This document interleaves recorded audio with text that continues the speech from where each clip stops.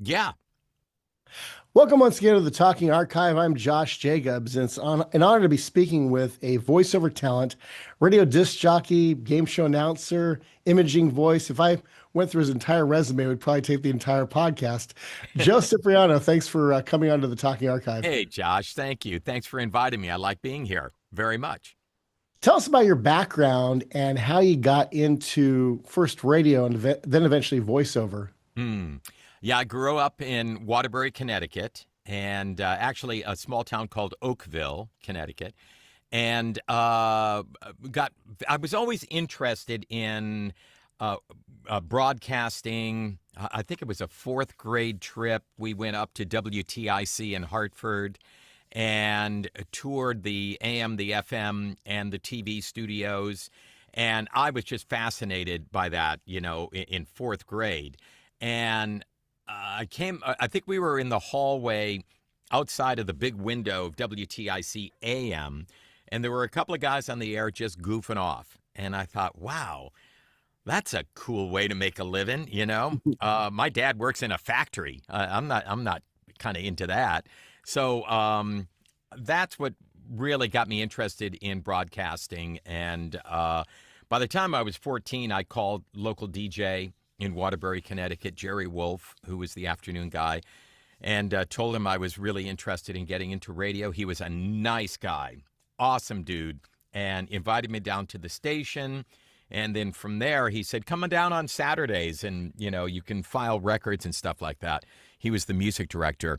And that's how I got to know all the jocks there. And, I'd go for stuff, get them hamburgers and pizzas and all that stuff. And in exchange, they'd let me play in the production room, do my make-believe radio shows, built a studio in my house, like so many of us in Mhm. radio, had a little studio there with an AM transmitter.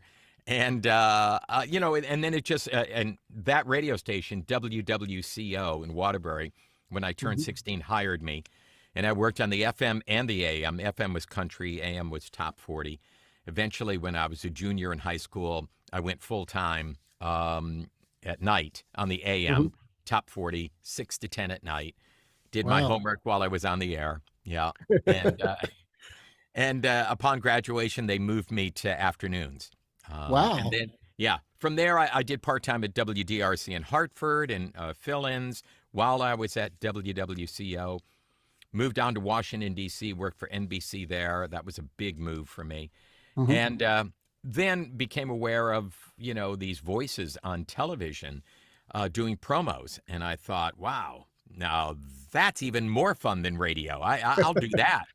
So Yeah. then Oh, by the way, quick question about WCCO. Wasn't Merv Griffin the owner when he, you were on the he air there? was. He was. Yes. How often do you get to see him? Because I mean, that's a big deal in broadcasting. It was a big deal that Merv Griffin owned the station. And, he had a nice little group of stations, WENE and Binghamton and POP in Hartford, and a number of others. And he did come to town once while I was there, but it was Mhm. always in the top of the hour ID, a Merv Griffin radio station, WWCO Waterbury. So yeah, that was pretty cool. I still have some of my first paychecks when I was doing Sunday nights, my first shift on the FM, like 9 p.m. to midnight. And I think for the 3 hours, I pulled in like $1.50, for the whole shift. And you went by the name Tom Collins on that station? Yes, I did. How'd you came up with that name? I mean, Collins Mixer is what I think about right away, but That's so funny. I was searching. I had used Joe Davis, Dave Lewis in my little radio station at home, and when I started to get real serious, I need a name, because I'm going to work Mhm. at WWCO. And I scoured, books and magazines, and I actually found a name of this guy who passed away, was in the newspaper, and his name was Thomas Collins. And I thought, Tom Collins, that's a good name. Yeah, I like that. So Yeah. that's where I found it. Yeah. Oh, cool. Wow, that's Mhm. great. Yeah. And And then, while I was at CO, a friend of mine, many years later, we worked together at Q107 in Washington, D.C. uh, Tom McMullen, who is now Dude Walker, he had come to WPOP and he was using the name Tom Collins. So I was in Waterbury, he was in Hartford. We had two Tom Collins, so then I became the real Tom Collins. I love it. And in Hartford, I couldn't use Tom Collins, so I was Dave Donovan in Oh, Hartford okay. at DRC. Wow. Yeah. It's funny, for years on radio here and there, I've used the name Josh Donovan. Uh, So it's kind of ironic that we use the same last names in different periods of our careers. Donovan is a Um, good name. I like Donovan. yeah, I Like love the British Jan Invasion, Donovan. Yeah, yeah. All good Johnny ones. Donovan, and Johnny Donovan. Yeah. from 77 WABC Music New York. Radio New York. Yeah, yeah, absolutely.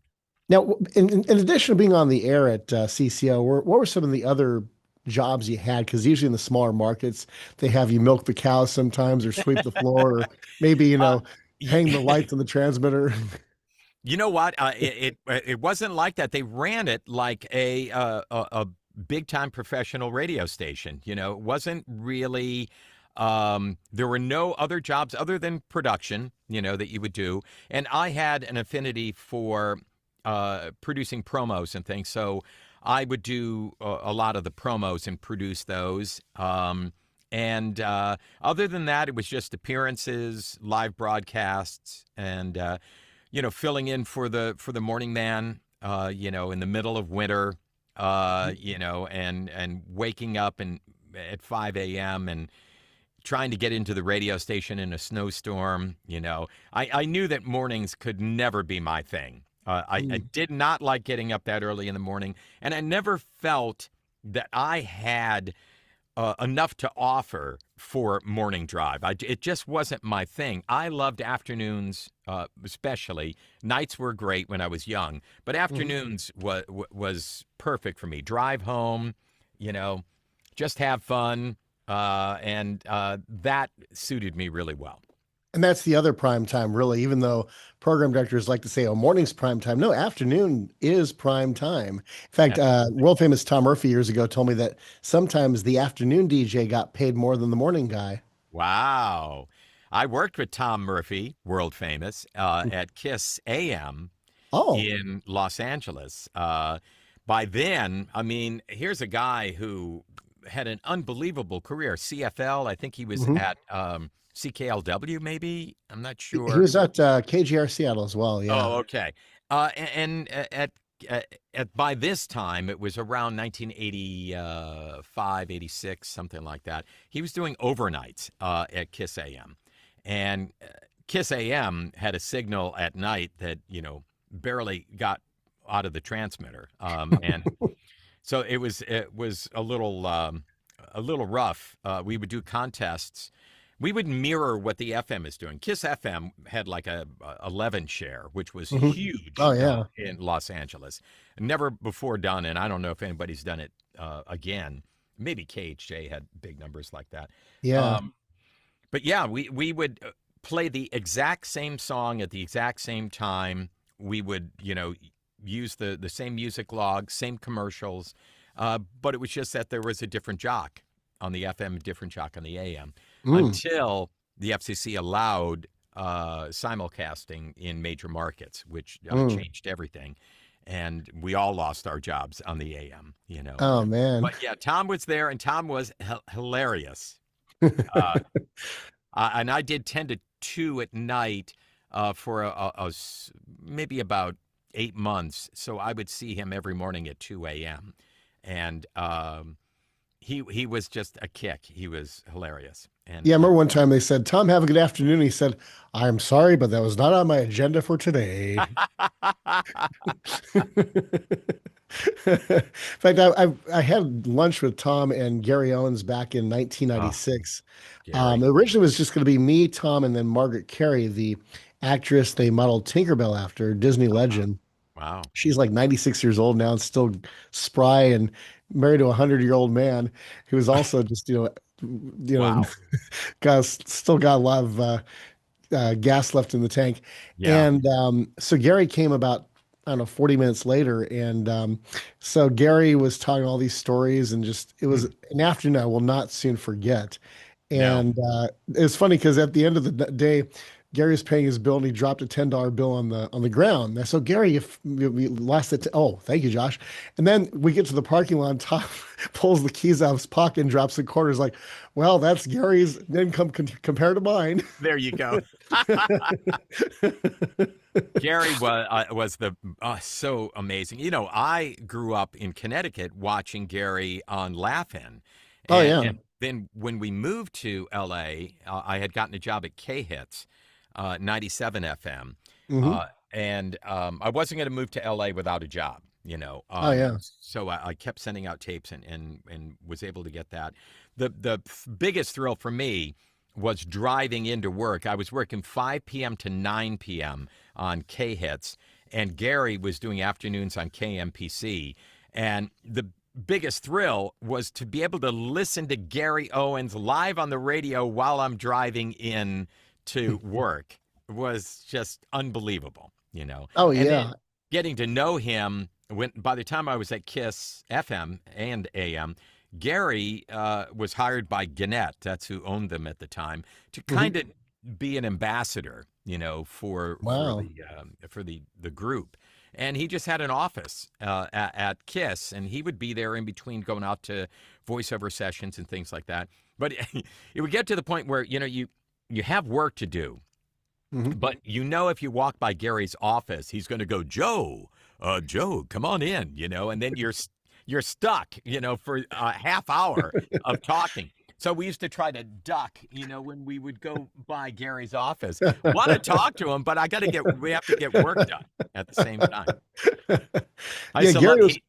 Oh, Oh, I'm sorry, go ahead. yeah, Gary was one of the nicest people I ever met Ah, as far as celebrities was concerned. He was just like, I worked for Music of Your Life as a board operator, and he hadn't seen me in a while. And so one of the board ops said to me later that afternoon, he's like, "Oh, Gary was asking how you're doing because he hasn't seen you in a while." I was like, "Wow, that's so wow. cool." That's very nice. I used to love his non sequiturs, the silly things, and it was always, and he would call them silly. He would say something like on KMPC, and that's coming up today between three. Between three. What? I love Gary. He was the best. Now you in after you were in Hartford and you went to Washington D.C. to Q107, which was first an AOR format, but then you were one of the few DJs that crossed over into the top 40 era.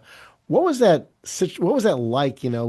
What was the big pomp and circumstance they did to switch from AOR to top 40? Yeah, that was a big deal. Actually, when I went to DC, I went to NBC, which was WRC, and Hmm. Oh yeah. WRC FM, which became WKYS. So I was hired for KYS to do middays, and it was the first 24-hour disco station, Wow. 1975. So I was there for about 3.5, 4 years, and then got let go. They changed format to kind of like a soft jazz, and Mm. I didn't fit there. So I ended up picking up afternoons at WRQX pretty quickly. But it was album rock, like you said, and it was the old ABC FM album Oh, rock, just like KLOS and all of that. yeah. And that riff, in Detroit, and it wasn't my thing. And I was looking desperately to get out of there, but at least I had a job, and it was temporary. The afternoon guy had left, and I had been there for a few months filling in. And then we got wind that the format was going to change. And I thought, oh, well, I really got to get out of here. And then found out that Al Brady Law was Hmm. coming in to be the program director from WHDH in Boston, and they're going to flip it top 40. And I was like, oh my God, now it's like, I don't want to get out of here. How am I going to stay? And so he came in, and we're still doing, rock, progressive rock. And I just started, I stopped doing the before that, before that, and before that. And I Hmm. just started talking up all the album tracks, Mm. just to show that I had chops, that I could Oh talk up yeah. intros. And I befriended Doug Limerick, who was the news director at WHDH that Al had brought in to be news director at ABC at Q107. we just became very fast friends, being both from New England. And so I think he said a couple of things to Al, said, this guy, he's a great guy. He's a good jock. So when it came down to it, Al had a big meeting, all staff meeting in this huge room that they had at ABC in Washington. And everybody's there. Engineers are there, on-air talent, staff. And he comes in last, and he walks in, and he sits down, and he said, all right, we're going to turn this station top 40, and we're going to kick ass. And we were like, yeah. And he said, I'd like to say that all of us here at this table will be together a year from now, but I doubt it. And that next week, he fired the entire staff except me and my best friend, Stoney Richards, who was doing 10 to 2 at night, who I helped get the job at WRQX because he was also out from WKYS from NBC. So he had gotten the 10 to 2 job. And so they kept the two of us, and then they staffed it up with Doug Limerick did morning news. Dude Walker, that's how I got to know Dude, came in to do nights. Don Bishop did middays. Can't remember the guy who did mornings, who came in from Texas. He was only there for 3 weeks. And Wow. they let him go, moved Dude up to mornings, moved me from middays to afternoons, brought in my other best friend, Uncle Johnny Walker from Q105 in Tampa, to do 6 to 10 at night. I had gone to Alan, and he needed a night jock, and I said, I had, Johnny's air check from Tampa, where he was Uncle Johnny. I said, throw this in the machine, and here's your new night guy, And he said, F and A, yeah, and hired him, and Johnny had a great career in DC and then later in Boston. Wow. Now, in DC, when you were both at KYS as well as Q107, what were some concerts that you got to introduce, and any musicians coming to the studio during those years? Oh, wow. Yeah, a lot did, especially, when we turned top 40 and we were starting to make hits and we were getting on songs early. I mean, Heart, things like that, bands that I recall coming in. Meriwether Post, doing the Blues Brothers, Belushi and Aykroyd. That was a kick, And Uncle Johnny then later used to do his show 6 to 10 at night from Meriwether Post. They had a studio. So he had anybody who was at Meriwether Post, he was had him on the air. So there was a big a lot of talent that would come into the and be on the air with us. And Dude and Doug, they moved Dude to mornings, and then Doug became more than just the news guy. They became a team, and they kicked ass, forever at Q107. And then eventually the PGC morning show was starting to, come in and encroach. And they made this big decision that, listen, if we can't beat them, let's just hire them. And they brought over the PGC morning team and let go of Dude, but they kept Doug on for news. And eventually Doug went to the Net, and he did network news and used to fill in for Paul Harvey. Wow. Yeah. That's great. Yeah. Did you ever get to meet Paul Harvey? No, I never did. Never did. That would be a kick. Oh yeah, definitely. Love the stories that he used to always tell. Yes. Right over there.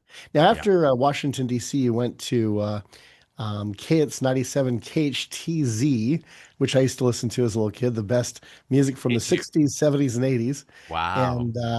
And you had Charlie Tuna in the morning there, and you had also had Daniel as one of the DJs, Daniel Ossie. Yeah. Yes. Tell us about how you got the KIIS 97 gig. Yeah, that was, that was quite a story. I was at Q107. Alan Burns came in replacing Al Brady. They sent Al Brady up to WABC in New York to Mm. try to do one last shot at top 40 in New York on AM.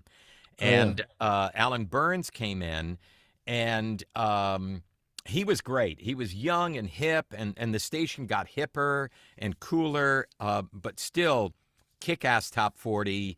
And I was still in afternoon drive and loved it. And by then, I knew I had to get, I married my wife, Ann, who I Mhm. met over at NBC. She was a news writer on the AM and Wow. producer, and I was on the FM on air. And so we met there, and we actually, she moved on to television.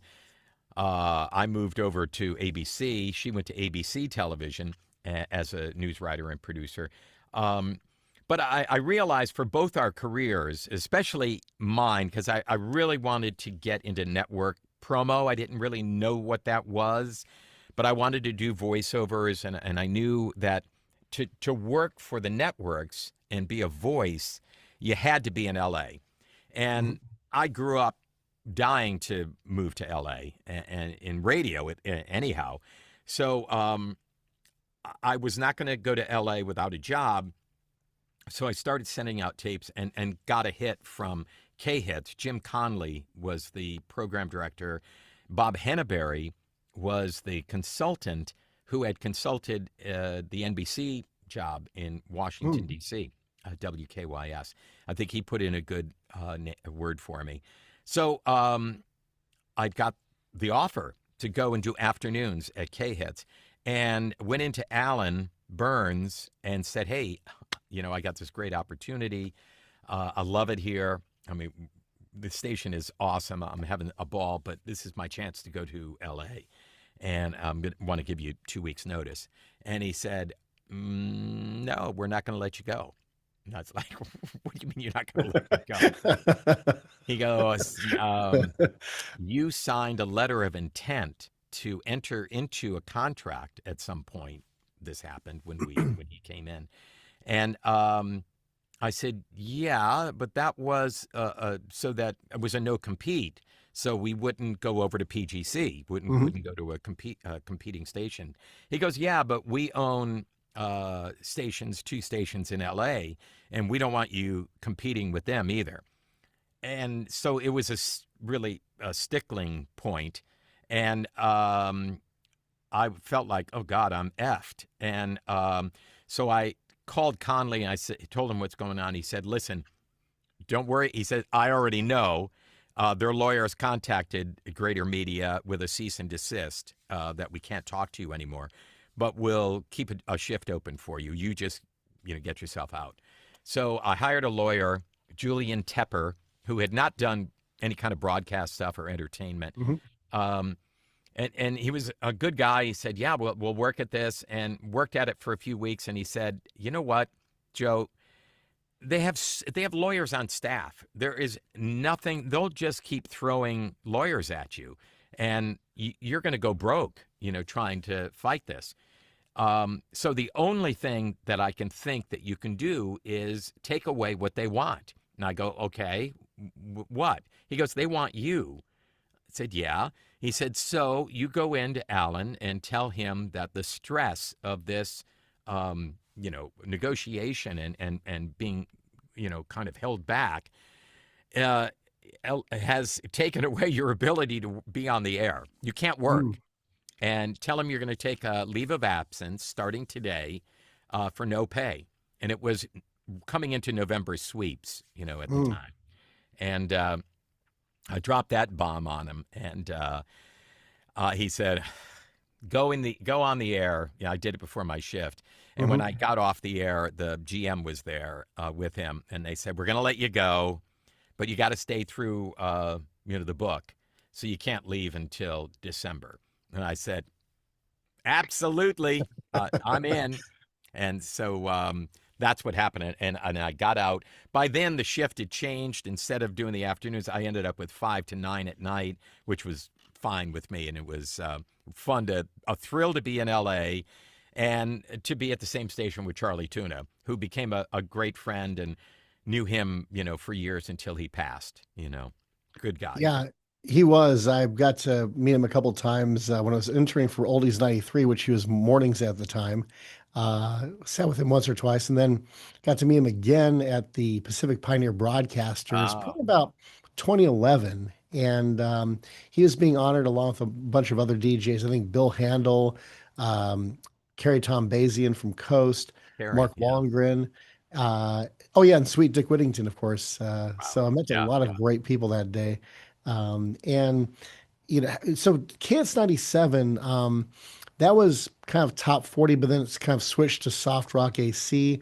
What were some of the highlights at K-Hits for you? Yeah, when I came in, the Bobby Rich had been the program director when it was top 40. It had gone from 10Q to K hits, and it Hmm. didn't last long. And so they all got Greater Media decided they're going to go like soft AC, Hmm. and that's when I came in. Not a format that I loved, but it got me to L.A. And so yeah, it was a very restrictive format. They they had a card in the studio on how to say the call letters, and it was a step up. It was like it's KHTZ. K hits 97. And you had to say it exactly like that every time. Almost And it like was WNBC. right, exactly. Dan Fogelberg and, just all of this very soft AC music. And it was great to be there. It was on Wilshire Boulevard in brand new studios. I had never worked a slide pot board. That was Mm. like something that a goal. All the stations I worked on the East Coast were all round pots, Oh and yeah. to have a Pacific Broadcasters slide board and Neumann microphones in the studio. I had never spoken into a Neumann microphone. It's the most amazing sound. So I learned a lot there. And again, my friend Stoney Richards was out of work and he followed Ann and me. He and his wife followed us to LA because he had been in LA before. He didn't have a job. He was working for Department of Water and Power. And I went into Conley again with his air check, and I said, "You need a late night guy. Here he is." I think maybe that's when Daniel might have been let go or moved Mm. on, and then so Stoney got that gig. Um, but yeah, it was fun to then be in L.A. I immediately got into voiceover workshops and classes, acting classes, and just started my second career. Started preparing for it and taking classes. Who are some of the teachers that were the most inspirational to you in those classes? Yeah, I mean, in for voiceover, Dave Sebastian Williams. You Hmm. familiar with Dave? Yeah. Uh, he was a KHJ back in the day. He had moved into studio ownership, and he was doing voiceovers on his own. He had a studio in L.A. For years and years that I worked at many times, where I was booked, and so he was one of the first voiceover classes that I took. There were acting teachers. Can't remember the name of a teacher where we would do kind of like ad libbing. I'm trying to think of the term, Hmm. uh, but they were great classes. They were in an old ABC um, studio that was on Vine Street Mm. in LA. And we would go there, and it was a big group, and they would just throw out scenarios to you, and you would act them out. And it was a great way to just start acting and going off the cuff, as you Yeah. were getting information. And that was fun. And so, yeah, that was pretty much. And then meeting people like Gary, when I started working in voiceover and going to studios, Gary Owens would be there, and Don LaFontaine would be there, and Mark Elliott, Yeah. who was a jock at KHJ for years, but Mark was the comedy voice at CBS for a number of years, something that eventually I took over. And so I got to know all of these other voiceover people like Townsend Coleman and just a number of other voice talent who also do animation. And they're so talented that they can work in so many different genres, you know. Oh yeah. Yeah. And then after KHTZ 97, you went to Hit Radio 93 KKHR. Were you there from the ground level right when it was launching, or how soon after the Yeah. format? You know, going back to WDRC in Hartford, where I was weekends and fill in back in 1975, 74, 73, there was a guy there, Ed Mitchell, who was there. They used to call him a utility guy. So a Mhm. utility guy would do a different shift every week, depending on who's taking time off between the FM and the AM. So you have a lot of jocks there. And you're usually just cycling. One week you're doing overnights on the FM. Next week you're doing afternoons on the AM, you know, and then you would also have a weekend shift. And I had gotten to know him and a lot of the other people. And I was at KHTZ. KHTZ, I was there for 2 years. Going into the second year, they just wouldn't give me an increase. I had to take a huge pay cut to go to LA from Washington, D.C., because they pay you in sunshine, I learned, in Mm. LA. And Bob Moore was the GM, and he said, that's it. We won't have any more money. And I go, well, I got to find another gig.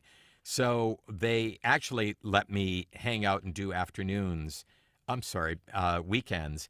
And while I was doing Saturday night, I got a call from Ed Mitchell from WDRC in Hartford. Now, 10 years later, you know, pretty Mhm. much from 74 to 84. And he said, hey, I'm coming to town, and they're giving me CBS FM. We're going to turn it top 40, and I want you to be on the staff. And I was like, oh my freaking God, you just saved my life. I said, yes, I am in. He said, okay, just send me an air check so I can, send it to New York, but you're in, you got it, So he hired me off the request line at KHTZ, and assembled the staff, and that was a kick because it was CBS, and they had money, and we did some good promotion and contesting at the beginning, but they made a huge mistake by announcing that they were going to go from KNX FM, which was mellow rock, Mhm. to top 40 about 3 months before they made the switch. And Wow. KIIS FM, Jerry DeFrancesco, said, oh, all right. And he knew what CBS format was. They were doing hot hits. So Mhm. he went to Paul Joseph and licensed hot hits so that we couldn't use it, Oh no. and turned KIIS FM hot hits, and unleashed Rick Dees. He had him, but there was not much going on. And Mhm. it was like, here we go. We're going hot hits, Rick Dees in the morning, boom. And they had a 3-month jump on us. And we never got, we probably got up to a 4.5 share. And Mhm. we did well with teens, but we could never, get over that. What was going on with KIIS. KIIS was giving away every Thursday a Porsche 928 with $10,000 in the glove box. And we were giving away, it was Thanksgiving, a Mhm. turkey, from Hughes Markets. And it's like, oh my God. So we just could not compete with them. But 30 years ago, I worked for Hughes Market as a courtesy clerk for about a year and a half. It was a great job. Gene, the dancing machine from the Gong Show, shopped at the one I worked at in Pasadena, oh across the my street from the God, Norton that's Simon, and so too did Paul Rodriguez, the comedian. Paul You Rodriguez know, was always buying cigarettes. That's the only thing he seemed to ever buy when he'd shop there was cigarettes.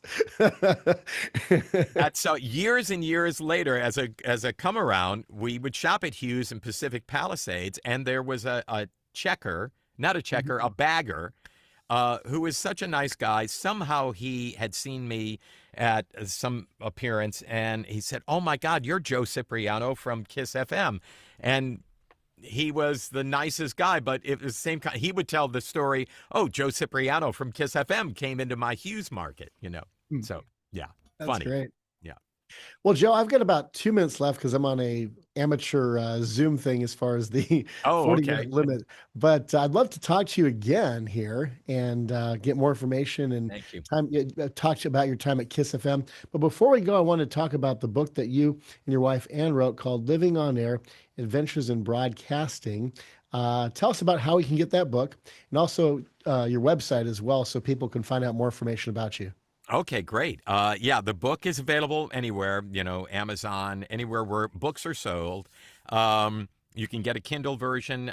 You can also get the audiobook version, which was directed by Maurice Tobias, and it has original music in it, production by AJ McKay. We wanted to do it more like almost like a radio show. So there's a lot of music and fun, and whenever I tell a story, you hear the actual air check, and I brought people back from the past like Alan Burns, who wouldn't let me leave Q107.